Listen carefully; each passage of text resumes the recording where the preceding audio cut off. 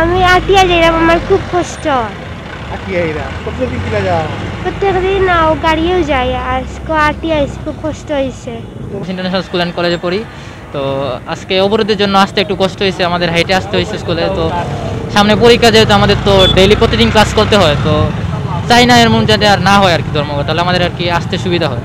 সামাজিক যোগাযোগ মাধ্যমত তো জানানো যায়, আমরা তো কেউ জানি না। আমি বিশ্বনাথ তো আইতাম, এখন চণ্ডীপুল আইয়া না আধা ঘন্টা ধরে খারা, তখন হঠাৎ করে ধর্মঘট খেয়ে মানিয়ে নিব কোনছেন।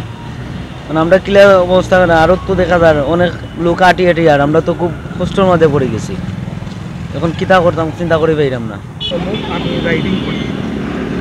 আমি সাবুদ্দিন, আমি রাইডিং করি।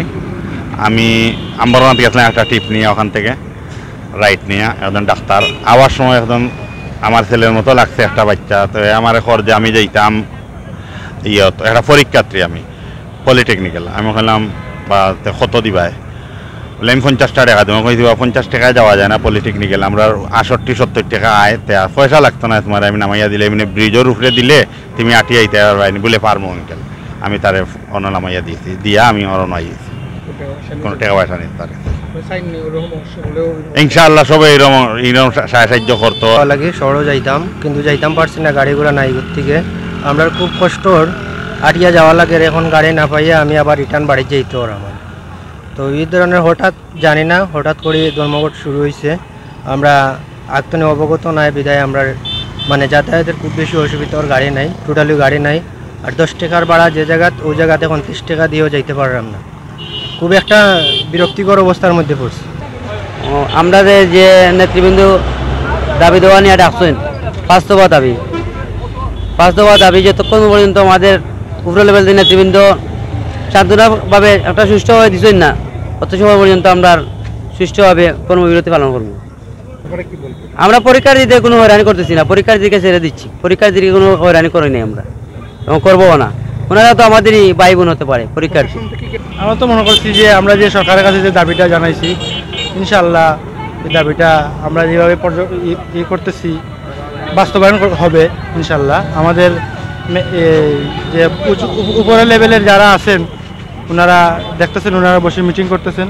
যদি আমাদেরকে বলা হয় তাহলে আমরা রাস্তা থেকে সরে যাব, আর যদি আমাদের দাবি মানা হয় তাহলে আমরা রাস্তা থেকে সরে যাব।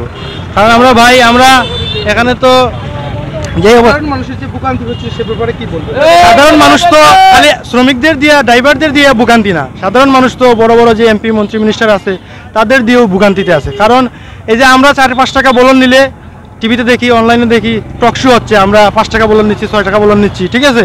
কিন্তু এই যে এমপি মন্ত্রী সরকারি কর্মকর্তারা হাজার হাজার কোটি টাকা লুট করে বিদেশে প্রচার করে দিচ্ছে, তখন আর কোনো টক শো হয় না, তখন আর কোনো কিছু হয় না। কিন্তু ড্রাইভারও যদি 5 টাকা বলন নেয় তাহলে টক শো হবে, এই হবে, সেই হবে, মাইর হবে, গাড়ি ভাঙ্গা হবে। এরগুলো এসএসসি পরীক্ষার্থী আছে, ওনাদেরকে তো আমরা ছেড়ে দিচ্ছি, ওনাদেরকে আমরা আমাদের হেফাজতে নিয়ে স্কুল পর্যন্ত, কলেজ পর্যন্ত নিয়ে পৌঁছে দিচ্ছি।